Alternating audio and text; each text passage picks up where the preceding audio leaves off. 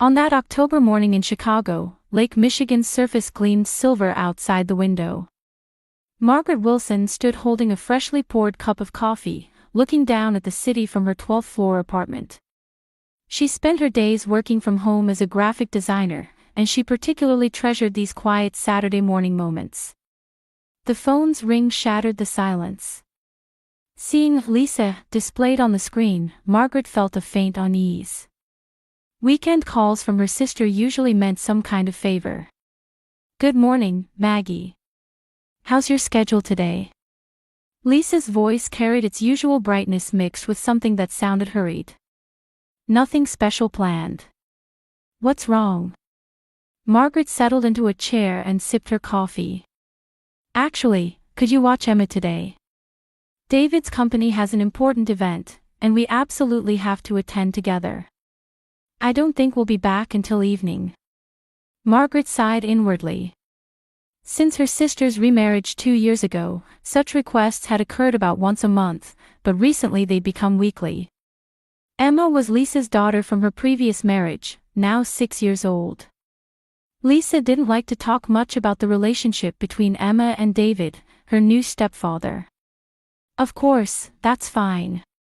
Emma's a sweet child, she's always welcome," Margaret replied. Indeed, time with her niece was precious to her. Having a child's laughter echo through her solitary life felt comforting. "Thank you, you're really saving me. I think we'll arrive in about an hour." After hanging up, Margaret did some quick tidying and prepared Emma's favorite crayons and drawing paper. Lisa's husband, David Harrison, was an elite executive at a major financial firm. He had an 8-year-old son, Jake, from his previous marriage.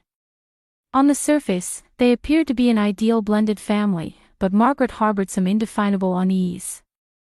At the appointed time, the apartment doorbell rang.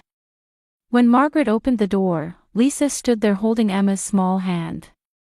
Lisa had once been bright and lively, but lately she often wore an expression as if something was casting a shadow over her. "Aunt Maggie," Emma greeted in a small voice.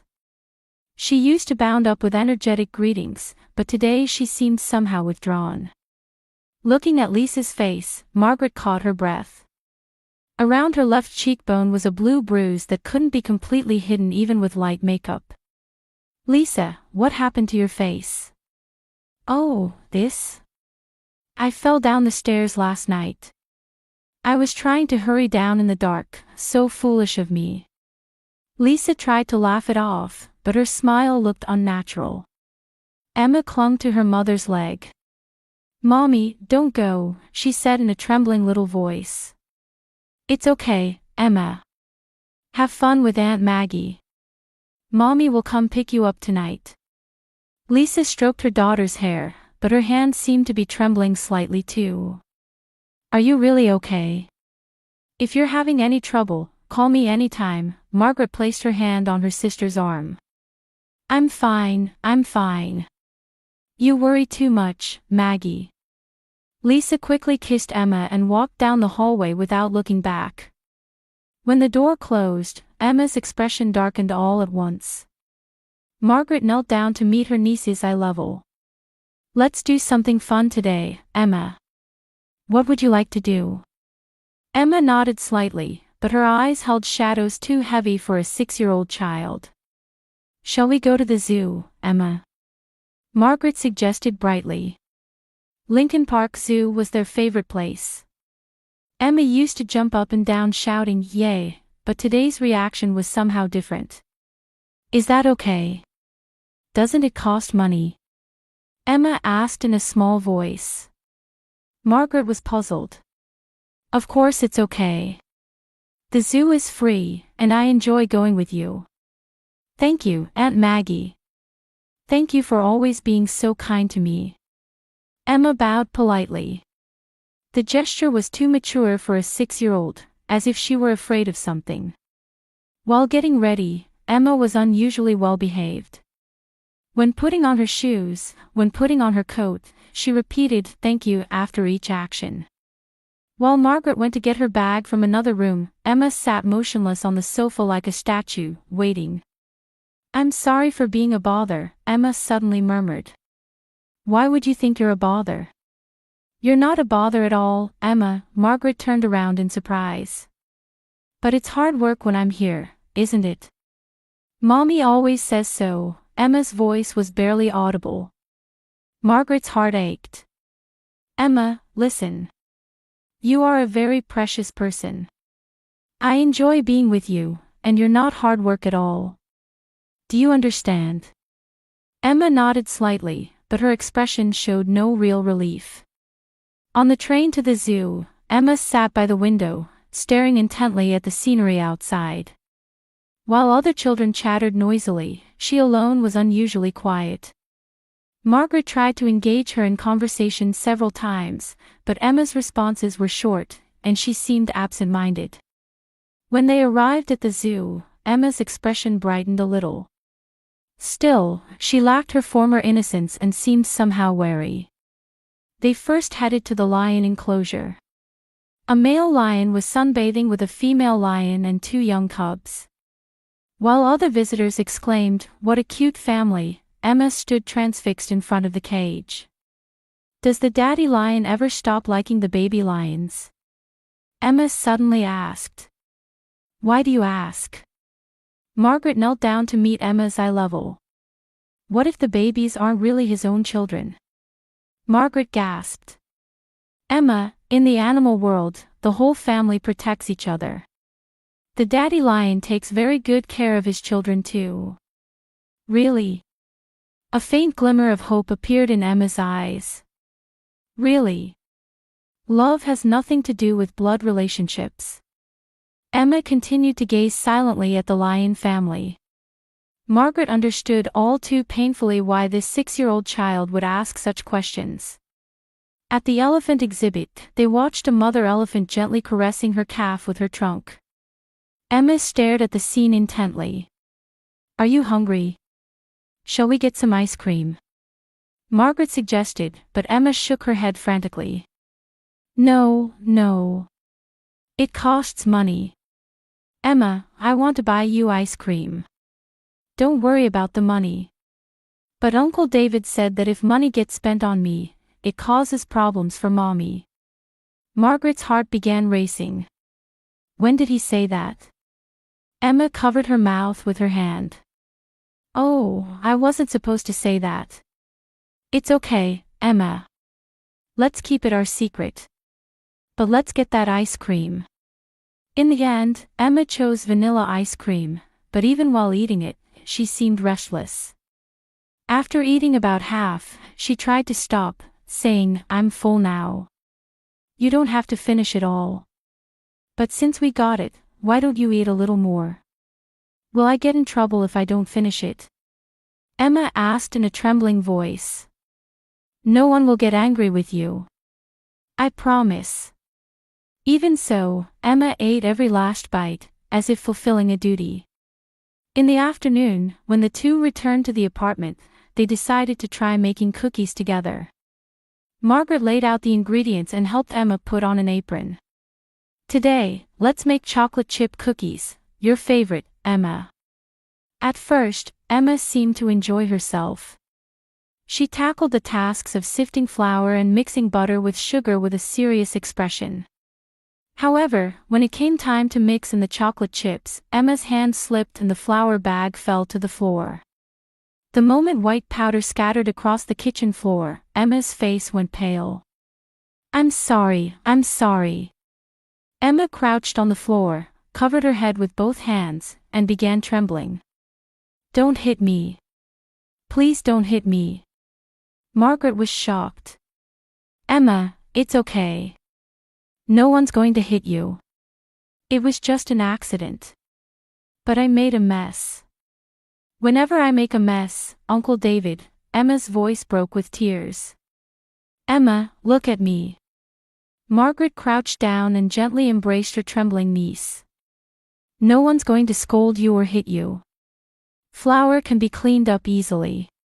Emma clung to Margaret while crying. She could feel the small body trembling with fear. Is Aunt Maggie's house safe? Emma whispered. Of course it is.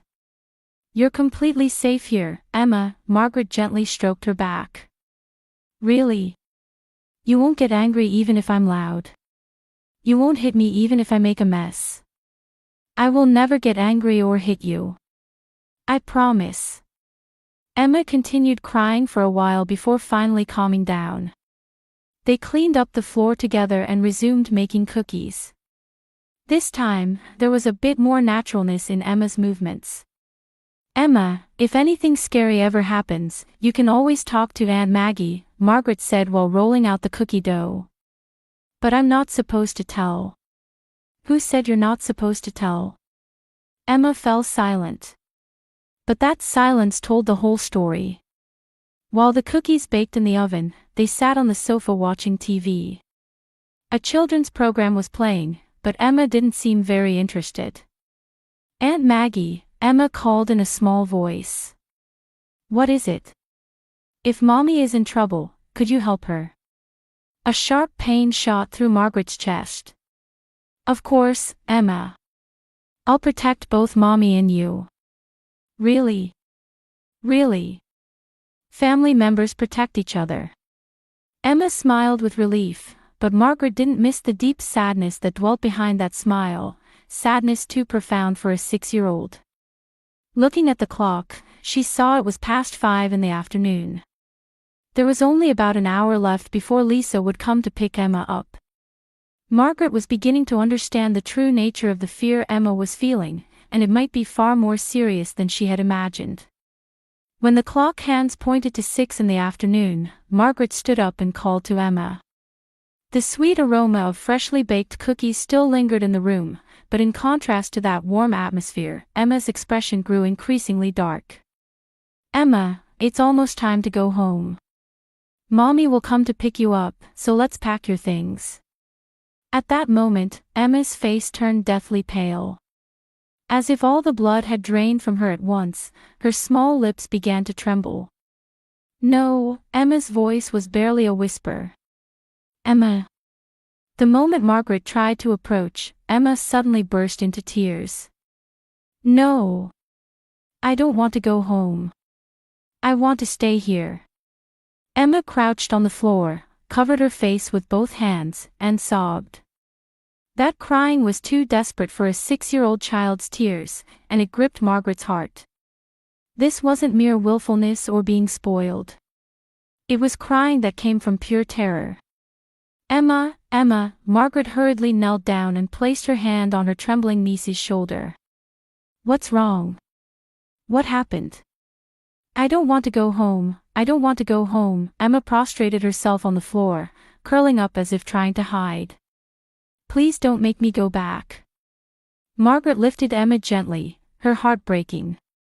The small body was shaking with fear. It's okay, Emma. Calm down. Aunt Maggie is here. But I have to go back. Mommy's coming to get me, Emma said, her face a mess of tears. Why don't you want to go home? You'll get to see Mommy.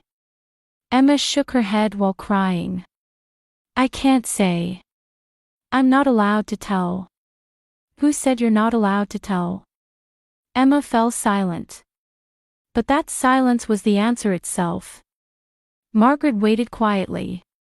She decided not to rush, but to wait until Emma was ready to speak. Uncle David, Emma finally answered in a small voice. He said if I told on him, something worse would happen to Mommy. The blood drained from Margaret's face. Emma, what aren't you allowed to tell? It's a secret.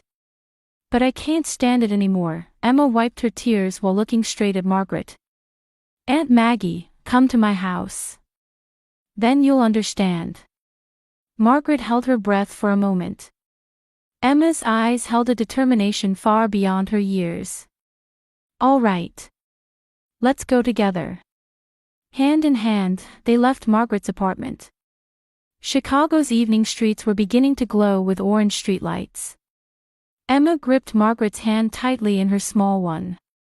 Are you scared? Margaret asked, and Emma shook her head. I'm okay because I'm with Aunt Maggie. On the train, Emma began speaking in a small voice while gazing out the window. Uncle David is very kind when other people are around. But inside the house, he's different. To Mommy, and to me. How is he different? He yells loudly. And Emma paused as if choosing her words carefully. He pushes Mommy and grabs her arms. Margaret clenched her fists tightly. So that's how Mommy got the bruise on her face. Yes. But always in places where people won't see them. Mommy says she fell down, but Emma's voice trembled. When I try to protect her, it gets worse. When they arrived at the upscale residential area where Lisa lived, the sun had completely set. Walking between the orderly rows of mansions, Margaret thought about the darkness hidden behind superficial beauty. Over there, Emma pointed to a house that was indeed impressive. A 2-story white mansion with a well-maintained garden. Warm light leaked from the windows, and from the outside, it looked like the symbol of a happy home. What should we do? Margaret asked, and Emma answered without hesitation. You can see from the living room window. The curtain is slightly open. They went around to the side of the house. Just as Emma had said, there was a large living room window with a small gap in the curtains. Margaret felt her heartbeat quicken as she approached the window. Look, Emma whispered. The moment Margaret peered through the gap in the curtains, her heart nearly stopped. In the living room, David was pressing Lisa against the wall. Lisa's face was contorted with fear, and she was nodding slightly. From David's lip movements, it was clear he was forcefully lecturing her about something. David's hand gripping Lisa's arm was obviously tight enough to cause pain. Meanwhile, Jake sat on the sofa playing a game as if nothing was happening. His indifference revealed that this scene was routine for him. It's always like this, Emma explained in a tearful voice. But it's worse when I'm there. When I try to protect Mommy, Uncle David gets angrier. Margaret took out her smartphone with trembling hands. She needed to capture this as evidence. After taking several photos, she hugged Emma. Emma, thank you for telling me. That took a lot of courage.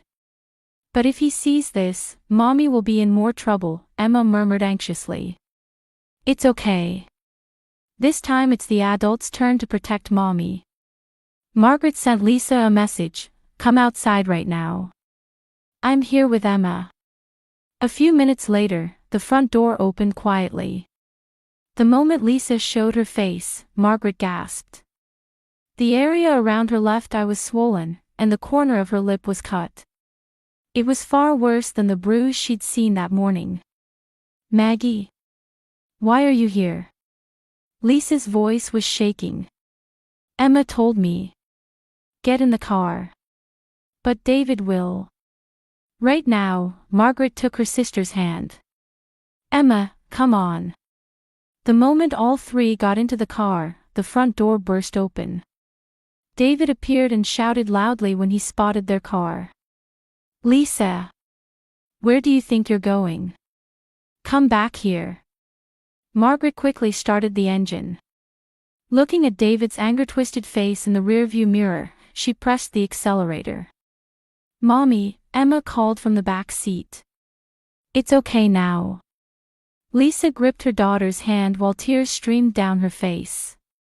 I'm sorry, Emma. Mommy was weak and couldn't protect you. That's not true, Mommy. You tried your best. But now Aunt Maggie is with us. Margaret saw David in the rearview mirror, still standing in front of the house, shaking his fist. He looked like he might chase after their car. Let's stay at my apartment tonight, Margaret said firmly. I'll never let you go back to that house again. For the first time, Lisa showed an expression of real relief. And Emma's small hand touched Margaret's shoulder. Thank you, Aunt Maggie. I finally got to tell someone. When they returned to Margaret's apartment, the three sat quietly on the sofa. Lisa held an ice pack to her cheek, and Emma rested her head on her mother's lap. A heavy silence filled the room, but it wasn't the silence of fear, it was the quiet of relief at finally reaching a safe place. "Emma, you were very brave," Margaret said while preparing 3 cups of hot cocoa. "Thank you for telling me the truth." Emma smiled slightly, but anxiety still remained in her eyes. "Uncle David is probably angry. He might come to pick me up at school tomorrow." "He won't," Margaret stated firmly. "I'll never let that man near either of you again." Lisa slowly raised her face. The swelling around her left eye had gotten even worse. "Maggie, I don't know what to do. I don't have money or anywhere to go." "Don't worry. First, let's rest. Tomorrow we'll figure out a proper plan." Emma looked up at her mother. "Mommy, you should tell her everything. Aunt Maggie will understand." Lisa let out a long sigh. "You're right. No more secrets." Margaret sat next to Lisa and took her sister's hand. "Tell me from the beginning. When did it start?" "About 6 months after we got married," Lisa began in a trembling voice. "At first, he just criticized my cooking or said I was too lenient with Emma's discipline. But it gradually escalated." "Specifically how?" "He tells Emma every day that she's not his real daughter. He says raising a child with no blood relation is a burden and you're a failure from your mother's previous husband." Lisa's voice broke. "He says it in front of Emma. To a 6-year-old child." Emma added in a small voice, "The food is different too. Jake gets steak and hamburgers, but sometimes I only get bread and soup. He says there's no need to spoil her." Margaret's fists trembled. "And you didn't say anything?" "I did." Lisa showed emotion for the first time. "But when I did," she rolled up her sleeve to show her arm. There were multiple blue bruises. "This is what happened. He targets places people can't see. He's very clever about it." "What about the police?" "I tried to call them once. But David noticed, and," Lisa shuddered. "That night was the worst yet. In front of Emma, he pushed me to the floor and kicked me. Then he told Emma, 'This is what happens when you try to protect your mother. If anyone talks next time, it'll be much worse.'" Emma clung to her mother and began crying. "I thought Mommy might get hurt even worse because of me, so I became too scared to say anything." Margaret stood up and paced around the room. "Why didn't you come to me for help? I'm your sister. David told me your family was against our marriage from the start. If you ask for help now, they'll just say you brought it on yourself." Lisa wiped her tears. "Besides, I was ashamed. I felt pathetic for choosing such a man." "You fool," Margaret hugged her sister. "Family is family no matter what. I'm always on your side. But David can hire lawyers. He has money and connections. I have nothing." "That's not true." Margaret took out her smartphone. "I have the photos I took today. And Emma's testimony." Emma looked up. "There's more. I have a video of Uncle David hitting Mommy." "What?" Both adults turned around simultaneously. "Before, when I wanted to help Mommy, I secretly filmed it with my phone. But I was afraid of getting caught, so I hid it in the cloud." Margaret was astounded. "Emma, that's important evidence. You did something very brave." "I wanted to protect Mommy. But I couldn't do anything by myself," Emma cried. "That's why I wanted to ask Aunt Maggie for help." Lisa stroked Emma's hair. "My daughter is so small, but she's much stronger than I am." Margaret steeled her resolve. "First thing tomorrow morning, we'll consult with a lawyer. Then we'll apply for a restraining order. But the money—" "Don't worry. I'll pay for it," Margaret declared. "Besides, there are support systems for domestic violence victims. I'll look into it." Just then, Margaret's cell phone rang. An unknown number appeared on the screen. "You don't have to answer," Lisa said in a trembling voice. "It's probably David." The phone stopped ringing but immediately started again. On the third call, Margaret answered. "Hello. It's me. Let me talk to Lisa." David's voice was shaking with anger. "Lisa is resting now. If you have business, I'll listen. I don't know what you're scheming, but Lisa is my wife. Don't take her away without permission. Lisa is here of her own free will. And I know you've been violent with your wife." On the other end of the phone, David clicked his tongue. "Do you have proof?" "I've never laid a hand on her. Lisa is lying.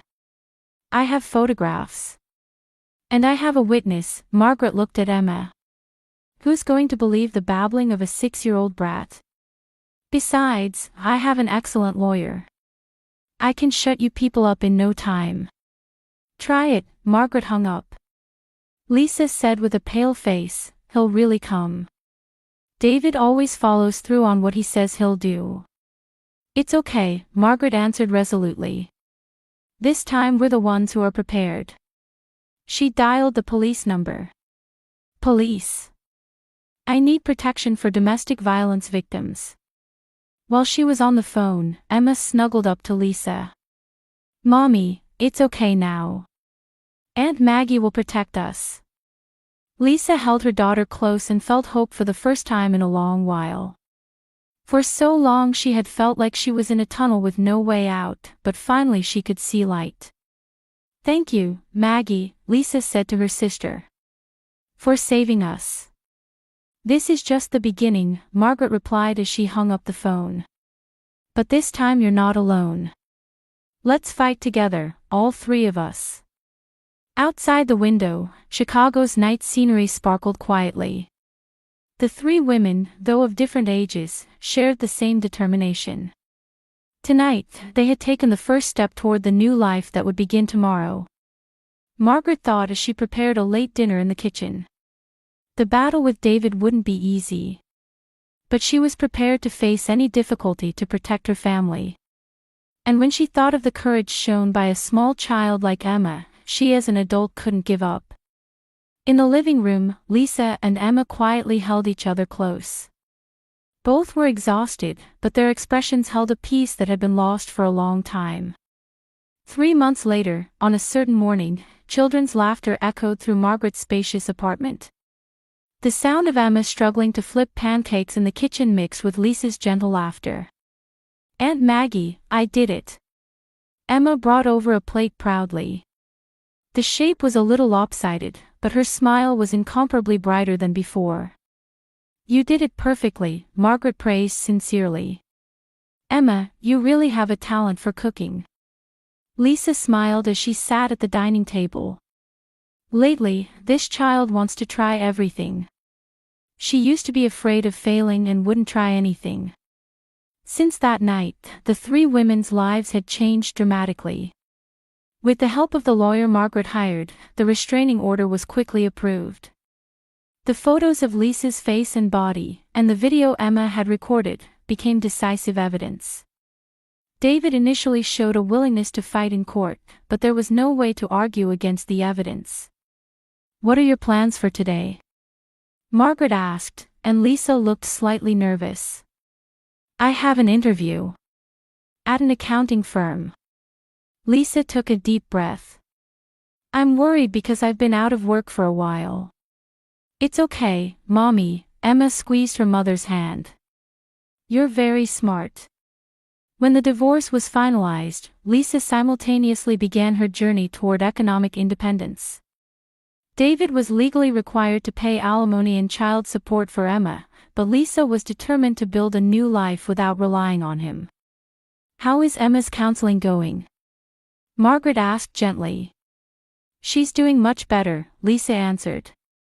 "The therapist says children's recovery is faster than adults think." Indeed, Emma's transformation was remarkable.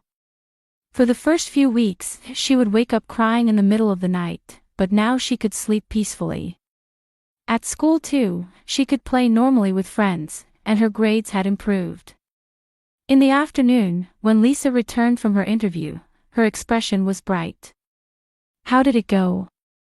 Margaret and Emma asked simultaneously. "I got the job," Lisa reported happily. "I start work next month." All three hugged each other in celebration. Emma jumped up and down saying, "Mommy, that's amazing. I'll work hard too." While preparing dinner, news about David came on TV. He was suspected of involvement in fraudulent trading at his financial company and was currently under investigation. "What goes around comes around," Lisa murmured quietly. "But it has nothing to do with us anymore." "That's right. Let's keep moving forward," Margaret replied. At that moment, Emma clung to Margaret's arm. "Aunt Maggie, thank you.